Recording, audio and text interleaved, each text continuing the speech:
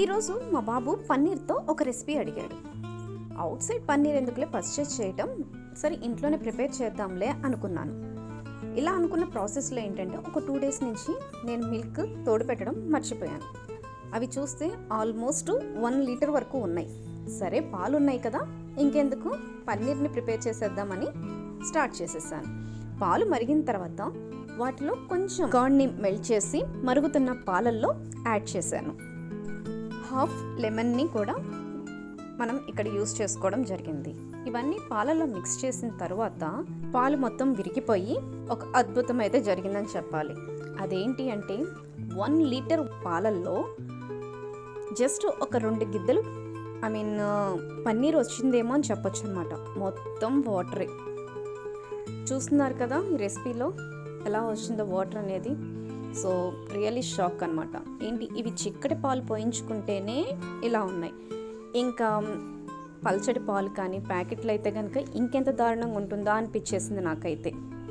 So అందులో water చూస్తే పాలల్లో చిక్కటి పాలని పోయించుకుంటున్న వీటిల్లో ఇన్ని వాటర్ ఉన్నాయా అని.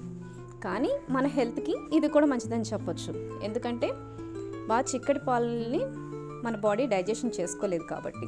సో పాలు పల్చగా ఉంటేనే బెస్ట్ అనమాట. ఇది కూడా ఒక హెల్త్ బెనిఫిటే.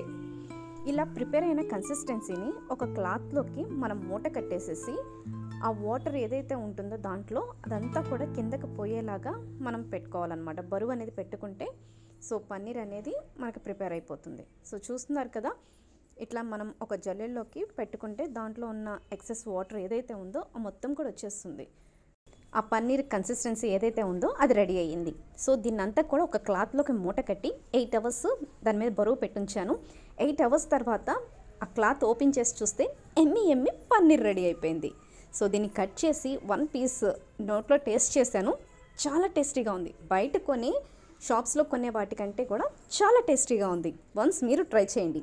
సో మా బాబు అడిగిన రెసిపీ ఏదైతే ఉందో అది నెక్స్ట్ వీడియోలో షేర్ చేస్తాను.